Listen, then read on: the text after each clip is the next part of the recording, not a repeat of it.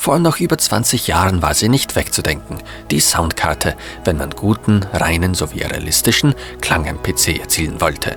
Doch nach und nach sind immer bessere und leistungsfähigere Lösungen aufgekommen, und zwar direkt auf unseren Mainboards. Wir sprechen von der sogenannten Onboard-Audio-Lösung. Und obwohl diese zwar extrem praktisch ist, hat sie dennoch den Ruf, nicht den hochwertigsten Sound wiederzugeben. Solche Aussagen liegen teilweise mittlerweile aber schon Jahre zurück, und bekanntlich wird im Techniksektor allgemein stets weiterentwickelt, was so viel heißt, heutzutage gibt es ziemlich respektablen Onboard-Sound.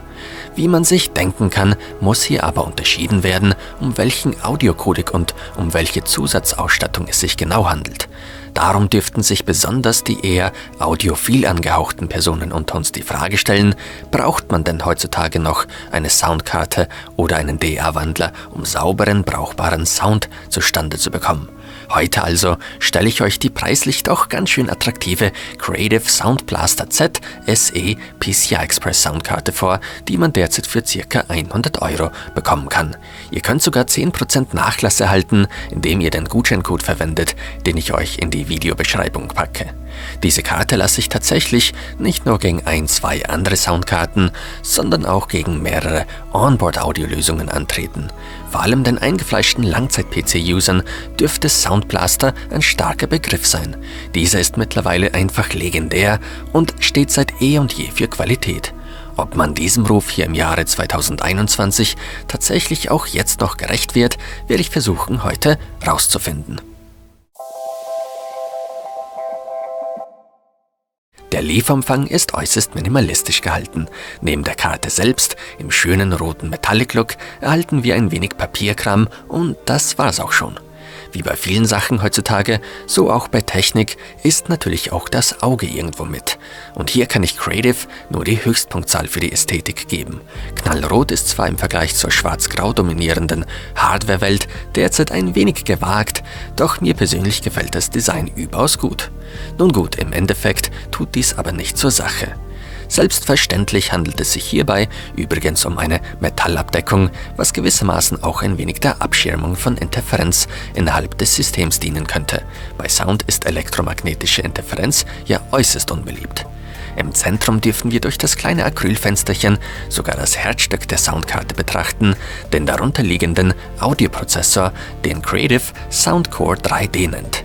Um gleich potenziellen Missverständnissen aus dem Weg zu gehen, hierbei handelt es sich um eine interne Audiolösung für den PC.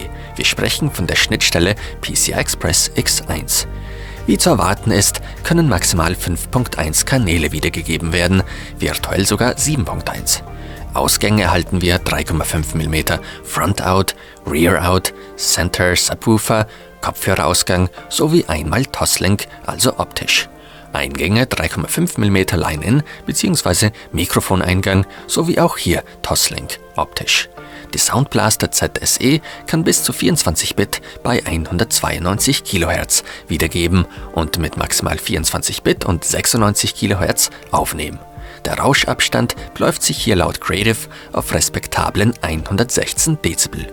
Anders als es viele anderen Soundkarten dieser Art nötig haben, ist für dieses Modell tatsächlich kein zusätzlicher Stromanschluss vonnöten.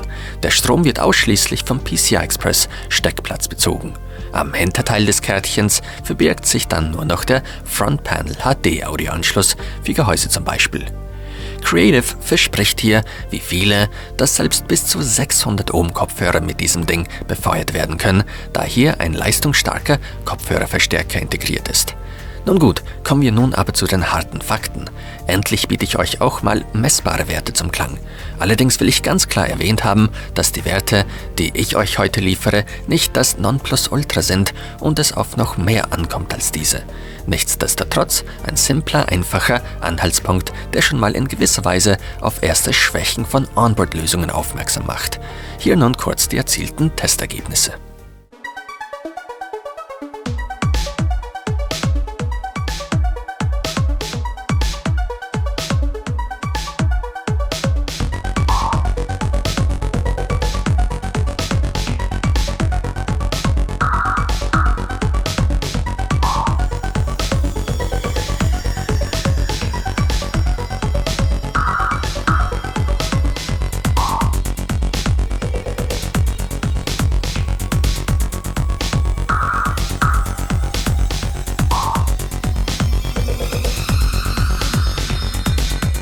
Wie gesagt, die Aussagekraft ist jetzt nicht sonderlich hoch, doch was uns damit auf jeden Fall klar gemacht wird, ist, dass dedizierte Audiolösungen wie Soundkarten oder DA-Wandler definitiv im Großen und Ganzen die besseren Werte liefern.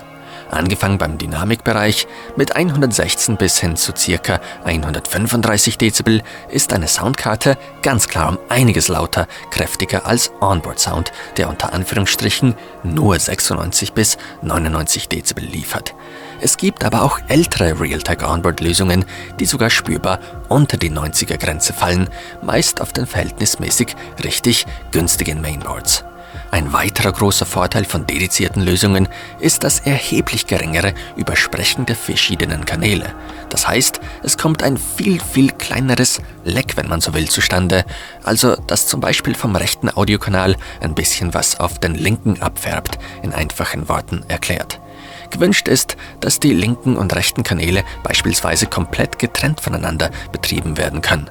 Hier muss ich aber auch sagen, dass die Werte um die -90 Dezibel beim Realtek ALC 1220 Onboard Codec jetzt auch nicht als schlecht oder gar unbrauchbar zu bezeichnen sind. In einfachen Worten kann ich euch sagen, dass eine gute dedizierte Lösung, ob nun ein externer DA-Wandler oder eine interne Soundkarte, einen hörbar reineren, lauteren, voluminöseren, peppigeren Klang rüberbringt, Klang, der am Ende einfach deutlich mehr Spaß macht und Feeling rüberbringt. Auswirkungen hat dies nicht nur allein auf das Musikhörerlebnis, sondern auch beim Gamen, sowohl als auch beim Filmesehen ein entscheidender Unterschied. Es gibt da aber eines zu beachten. Letztendlich kommt es immer auf die zum Einsatz kommenden Lautsprecher oder Kopfhörer an. Besonders Gaming-Headsets sind bekannt dafür, verhältnismäßig viel zu kosten, für Gaming-Features hier, Gaming-Features da, doch die eigentliche Soundqualität bleibt dann leider links liegen. Sorry für die harte Realität. Es gibt natürlich auch Ausnahmen, wie bei allem halt. Wer auf ein ordentliches Paar Kopfhörer setzt, da reichen schon solche Beyerdynamic DT770 Pro für 120, 130 Euro.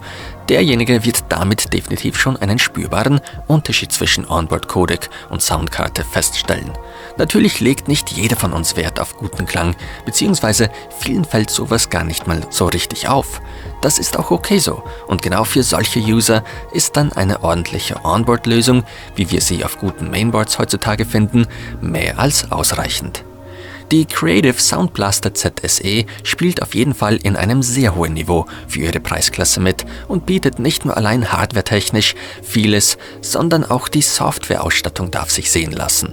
Der Großteil davon wahrscheinlich mehr Gimmick als echtes Nutzen, doch hier und da lässt sich doch so manch Funktion in echten Situationen gut einsetzen. Innerhalb der Sound Blaster Command Software dürften wir beispielsweise zwischen mehreren voreingestellten Profilen umschalten, diese an unseren eigenen Wünschen anpassen und abspeichern. Auch ein genauer Equalizer ist an Bord.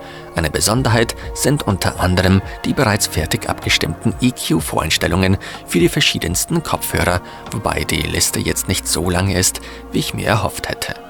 In den Lautsprechereinstellungen dürfen wir die Kanalkonfiguration genauestens wählen, sogar die Crossover-Frequenz anpassen, sowie die einzelnen Lautsprecher individuell per Software nachkalibrieren. Selbstverständlich steht uns ebenso offen, die Audioqualität im Handumdrehen zu erhöhen oder auch herabzusetzen. Außerdem dürfen wir auch in den Direct-Modus umschalten, welcher uns Klang in der pursten Form direkt von der Quelle liefert. Auch Schritte in-game lassen sich per Scout-Modus verstärken und per Hotkey ein-ausschalten. Wer besonders viel Filme schaut, darf sich zudem an Dolby Digital Live Surround Sound sowie DTS Connect erfreuen. Auch hier ist weitere Anpassung möglich. Die Creative Sound Blaster ZSE liefert also für mich persönlich definitiv ab. Ich als großer Musikhörer könnte auf ein gutes Sounderlebnis mittlerweile nicht mehr verzichten. Da ist also ein gutes Paar Kopfhörer und eine leistungsstarke Soundkarte oder ein guter DA-Wandler Pflicht.